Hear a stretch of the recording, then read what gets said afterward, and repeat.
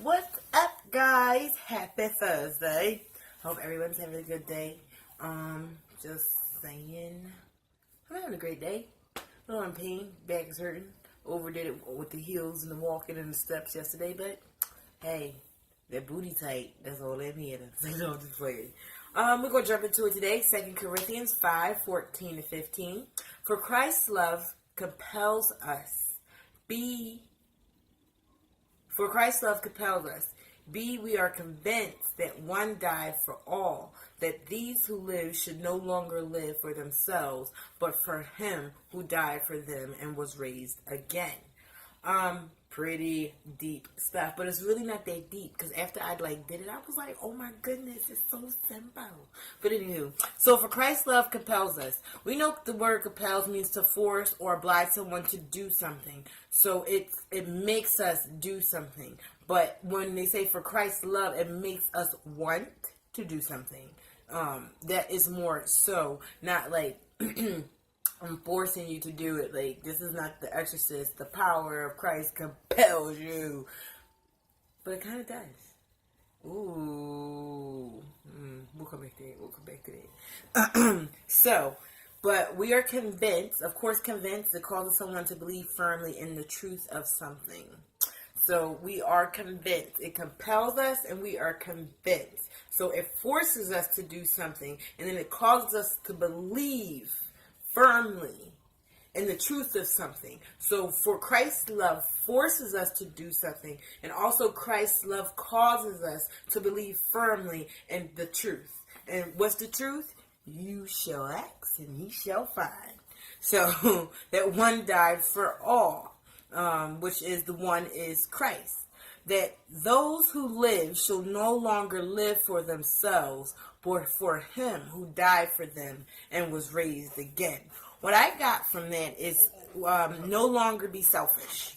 We can no longer be selfish. And you can't. When you think about it, like, someone loved me that much to give up so much. How could I only do for me? So, how could you be selfish anymore? You got to think about it. God promised that I will be okay. I'm just going to say me, okay? And this can go for you. He promised that we'll all be okay. But he says that I'll be okay. He said I will have everything that I need. He says that. So God isn't a liar, and he promises that. So what's the problem? Jesus told God, hey, they do deserve it. They are worth it. They are good. Give them a chance. Give me a chance. Jesus is saying this to God. Like, when he's up there pleading for us.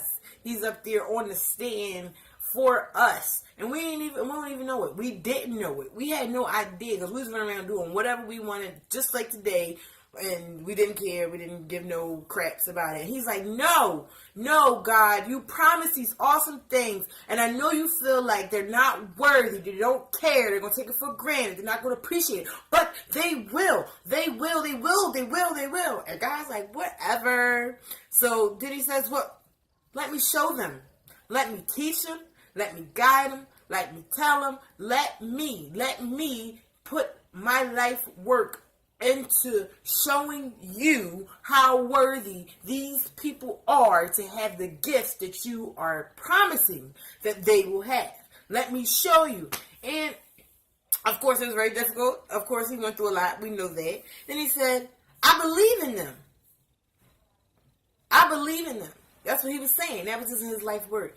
That man believed in it so much, even when God was like, hey, told you they was crazy. I told you they ain't thinking straight. I told you they all messed up. I told you this, son. That's what he told me. I told you all this, and you still wanted to go against me, and you wanted to just do it your way. And he said, guess what, God? I'm still rooting for them. I'm going to stay by their side. I'm not going to turn on them. I give myself up. So whatever they did is forgiven. How did he give himself up? Because he was crucified.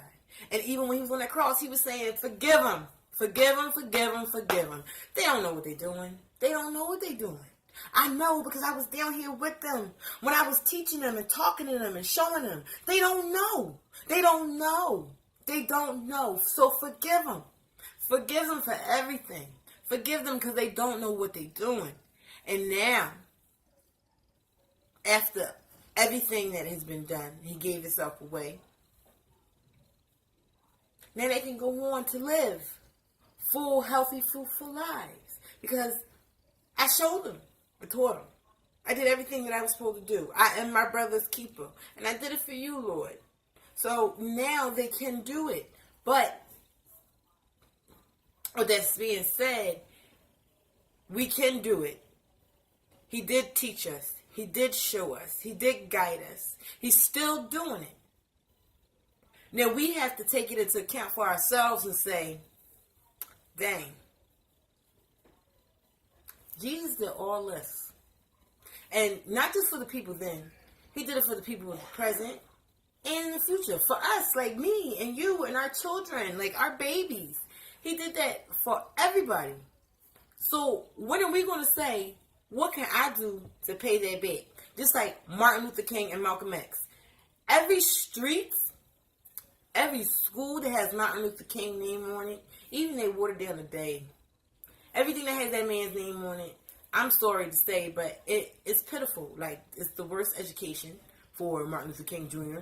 We got a high school in Philadelphia, Martin Luther King Jr. High School. The streets are all cracked up. Like, there's no respect.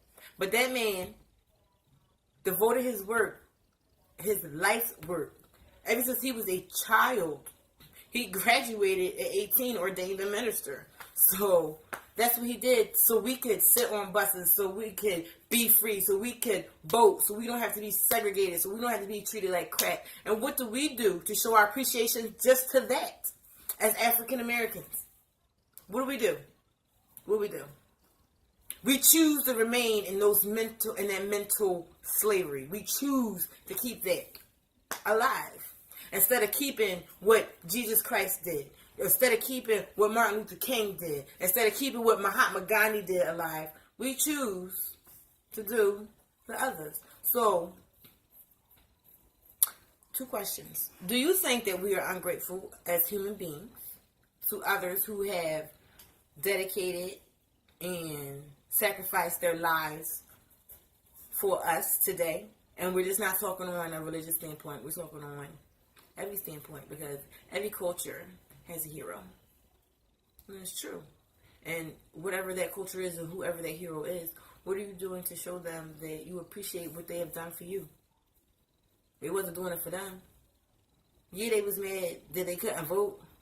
Martin Luther King was like, I can't vote. But everybody else can't vote either. So we need to do something about this. So, I mean, like, Christ's love. That's what Martin Luther King and Mahatma Gandhi and Harriet Tubman and on and on and on and on and on. Obama and on and on and on. They were compelled. They were compelled. The love that Christ had for all us compelled them, forced them to want to do something bigger. Because they knew, because they were convinced that the truth is that man died for me. So what can I do to show him that his work is not unnoticed?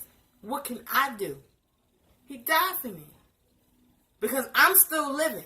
I'm not dead. Life is still going on. Even though his time has stopped, mine's still going on. What can I do with the time that I have here that was given to me to show his work, to show his love, to show his compassion, to show something that someone didn't just sacrifice for no reason, just for me to be able to breathe. That's it. And not do anything with it. I'm just saying.